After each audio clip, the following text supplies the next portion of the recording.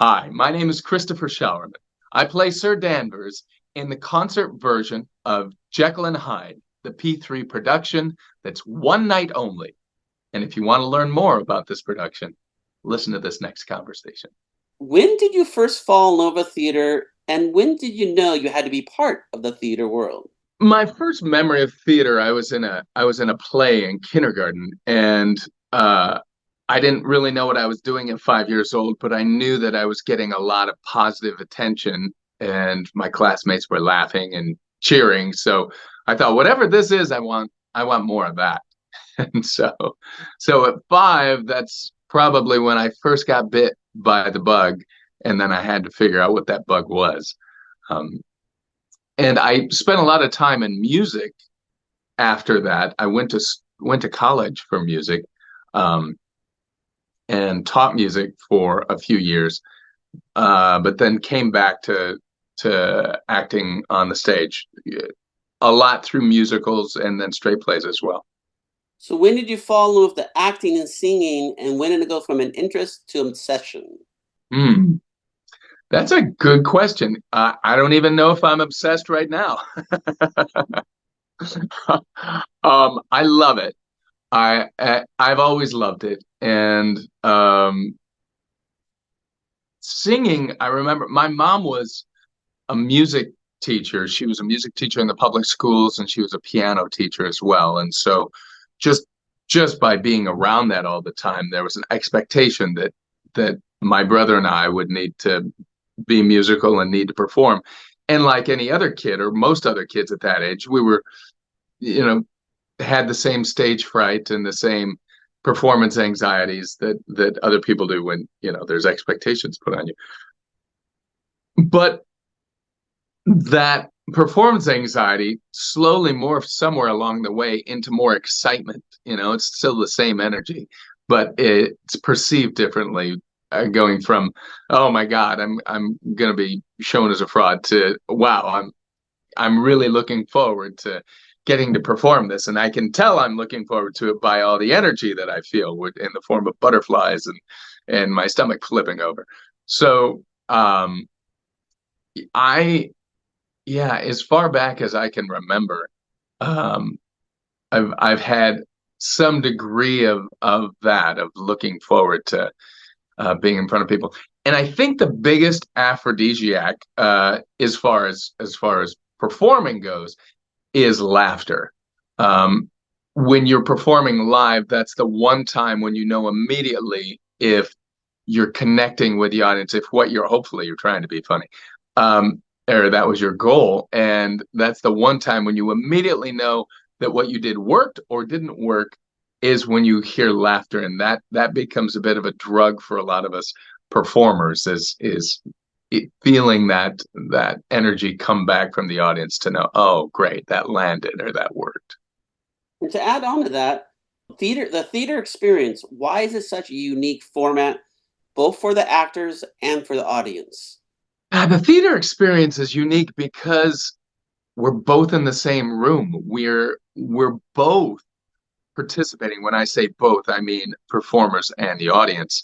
That line is blurred a little bit in the theater because the audience's reactions are part of the experience, and that informs us, the performers, as well. Like the opening night always has so much more energy than dress rehearsal, because you're adding in that so crucial element of the audience and their appreciation or their interest. You can feel when they're leaning in, when something is important to the character on stage. You can feel when it's also important to the audience, or when something is painful, you can feel when the audience is weeping with you. So it's crucial, for those of us on stage, to feel that informs our performance. And like I said, with comedy, that's the most obvious, that you can absolutely tell when they're with you, and you can absolutely tell when they're not with you. Uh, when you're dying on stage and there's just crickets when something is supposed to be working and it's not. And why are musicals even more unique to the audience experience? Why are they so popular in theater? adding the element of music to storytelling, and not just background music, but actually telling the story through music, seems to, and it doesn't work for everyone. Not everyone loves musicals, but for those of us that do and are passionate about musicals, it's because that element is so primal. I think music reaches in even deeper than just words do, because the music, the melody, the arrangements, and definitely the energy of the music informs what we're saying. If you're singing a love song, and the music is also giving you that feeling of the endorphin rush that you get when you're in love, or in the case of Jekyll and Hyde, the fear or the dread that might be coming from this terrifying moment or impending doom, you feel that in the music, and it heightens the emotional experience of that story. So I think that it's a magical way of telling a story, and even though it, it's maybe not the most natural way of telling a story, because the stories don't happen like that in real life. We don't, break out in song when we're excited about reading our new bank balance or whatever in the real world. But in musicals, we do, and we feel it that much more as an audience and as a performer when you can express it fully with music as well.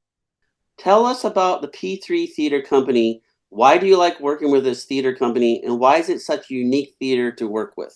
P3 has been such a great company for me in particular, because first off, I love working with John. He is a performer himself, so he knows from both sides of the stage how things are going to work, and I trust that we're in good hands when we're working with John Peterson of P3.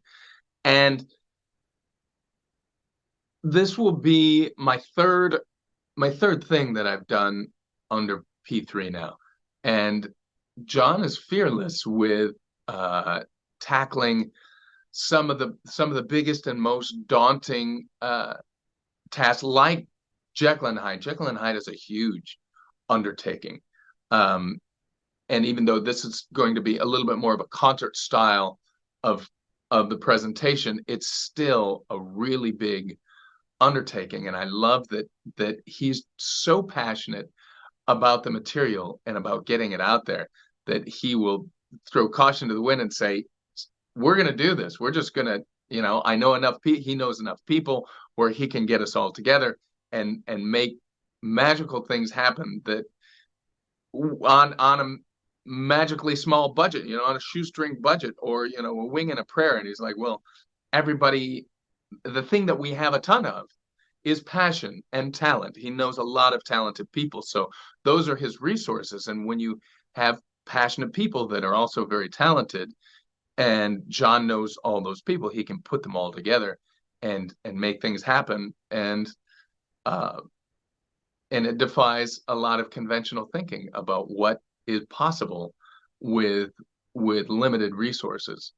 And then also some of the other things that I've done with John uh, involve a very small group of people, and a small amount of staging, a small amount of props and set design, so you can tell a story in the truest, rawest form in basically a black box setting, and still take the audience on a fully immersive adventure someplace, uh, without having to, create a full set, or a full um, with doing it with minimal resources. So why did you want to be part of the P3 Theater Company Jekyll and Hyde music concert event? I was first introduced to the music of Jekyll and Hyde in the late '90s. A friend of mine had heard it. I wasn't even into musicals that much at the time. I was singing opera at the time, and a little bit of musical theater, but not a lot. And he's like, "Wow, there's this relatively new piece. It's Jekyll and Hyde. You got to listen to it." And it was amazing. It's especially the role of Henry Jekyll, which would have this incredible breadth of demand, from having to sing high and beautiful to having to go into this Mr. Hyde character in the course of a phrase where you'd be have to embody one character and then another, all with your voice, and the music supports that. And it was mind-blowing at the time to hear this music, and it was very moving. Even to just close your eyes and listen to the music, it was so moving.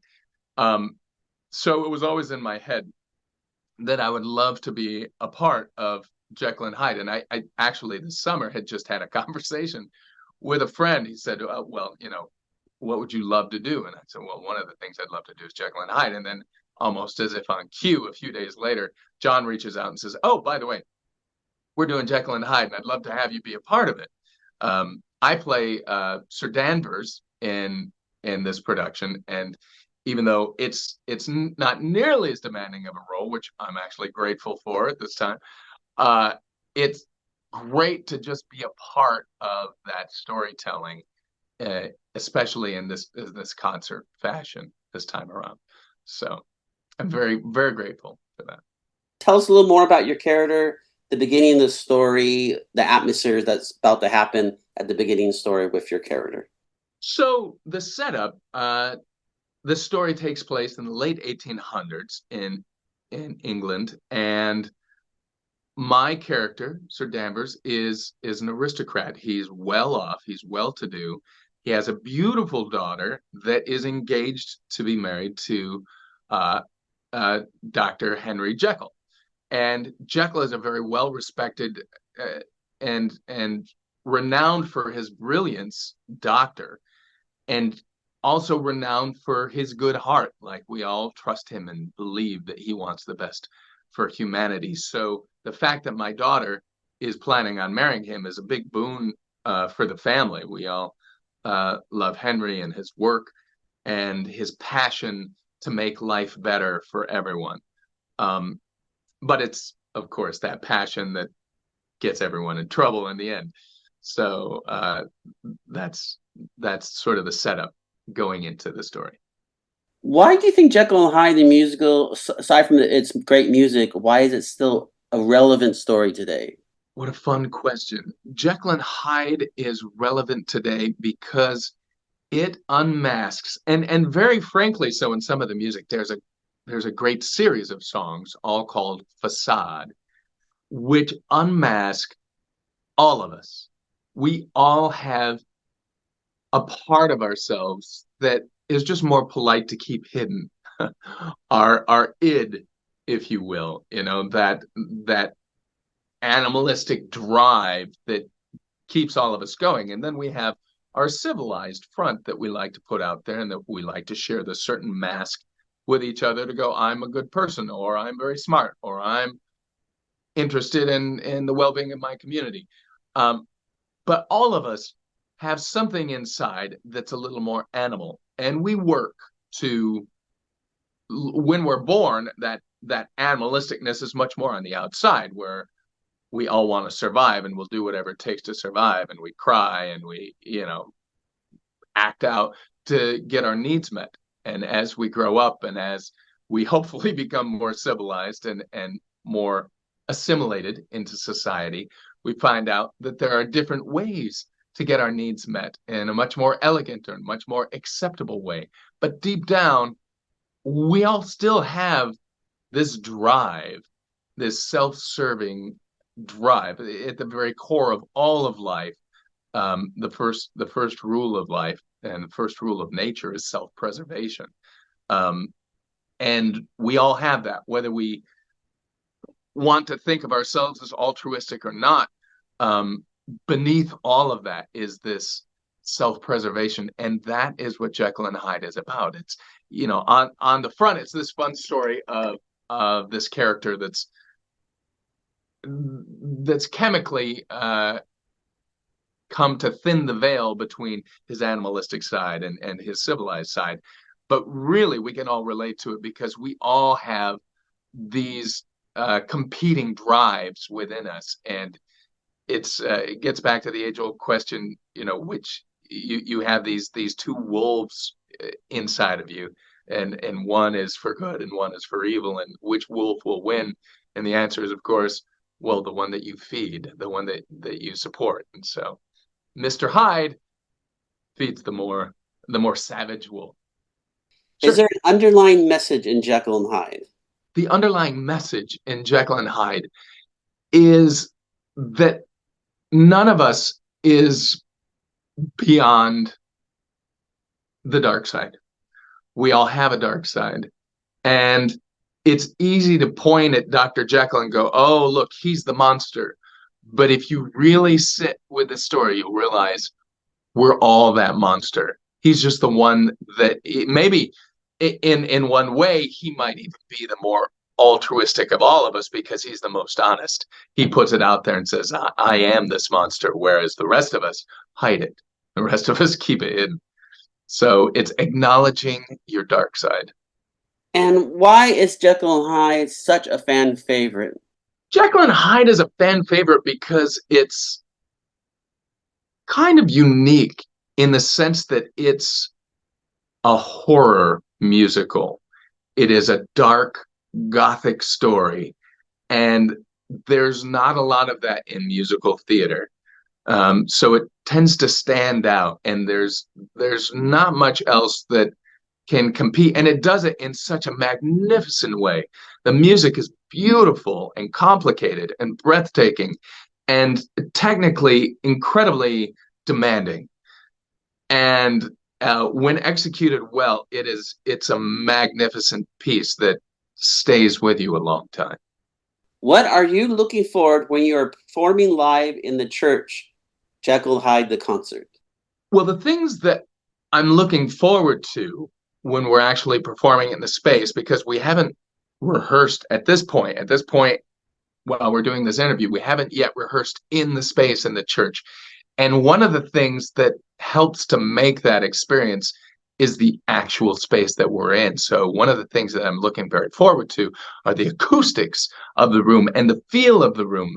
And because Jekyll and Hyde is such a big idea and a big musical, and the music itself is big, to have a big space to fill with that music it's such a great playground to tell this story. So that space alone, and especially that we're in a church, and this is a gothic story, it seems to fit perfectly to put it in a church. And then, of course, adding in, as I've said before, the element of the audience makes every performance that much more rewarding. I know this is kind of like asking who's your favorite cousin or niece, but what is your favorite? What is your favorite part or song in Jekyll and Hyde? My favorite song in Jekyll and Hyde is "I Need to Know," because it talks about the passion before things go wrong, and it shows the crazy that is required to break new ground in the face of naysayers and doubters, and sometimes you do have to throw caution to the wind. So I love that song, "I Need to Know," that Henry Jekyll sings about discovering these secrets that have so far been hidden from humanity. I don't have this written down, but I just thought about this. Okay. How fun is it in this production that you're singing with John and Deborah, who you've sang in different production before? How fun is it? And it doesn't help the production. Well, it's a riot to sing. It's always fun to sing with John, and John, of course, in this case, is working in a couple of different capacities, not only as a character but also the director and musical director of this, and he's co-directing with Christy Morrow Cohen, who I've of course worked with John in the past as well, and I love them both as human beings. So that is exciting in and of itself. And then to get to work with Deborah, and this year alone, I've worked with Deborah on 1, 2, 3, 4. This will be the 5th production of 2024 that I've done with Deborah. And we have such a great working relationship, a fun chemistry, and our characters don't really interact in Jekyll and Hyde at all, but we have such a great working relationship. So it's always a joy to come back and be among that bright life energy that Deborah brings and Christy brings and John brings. So it's for me like old homework. It's comfortable and feels warm and welcoming to be with the people that I love, and I know that no matter what, I'm going to have a good experience with them. Very important question. Why must the theater community, Jekyll and Hyde fans, and music lovers come see the P3 Theater Jekyll and Hyde concert one night event? The reason that you need to come and see Jekyll and Hyde is that it's a one night only event. And so, therefore, you get one chance to see this unique iteration of this really special piece. There is a lot of talent that John has put together, and it will only be together for this one performance of Jekyll and Hyde in this concert version.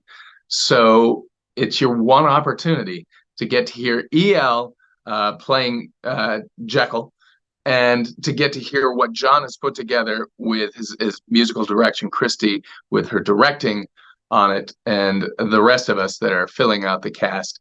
It's your one chance to get to hear this special amalgamation of talent on this amazing piece of music. Why should more actors, directors, playwrights, and theater creatives get involved with P3 Theater Company?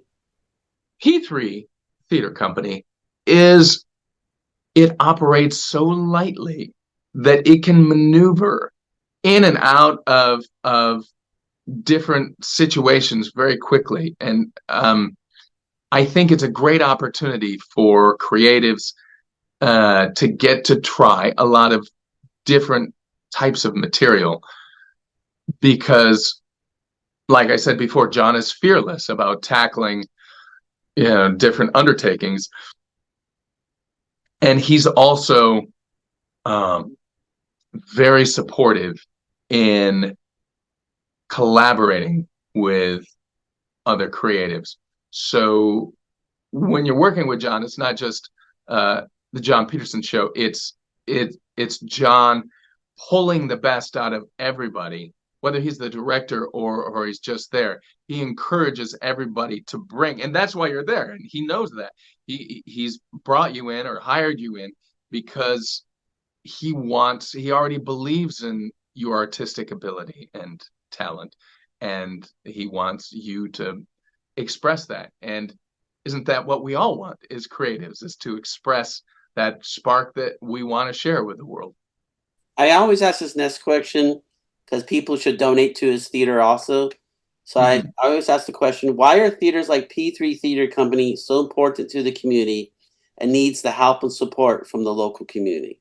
Small theater companies like P3 are very special, and sometimes we don't even realize how lucky we are to have these small independent companies until they're gone, because you realize if you rely just on the huge productions that come through town, maybe the big tours that come through town, and you get a very limited and very mainstream view of what's out there.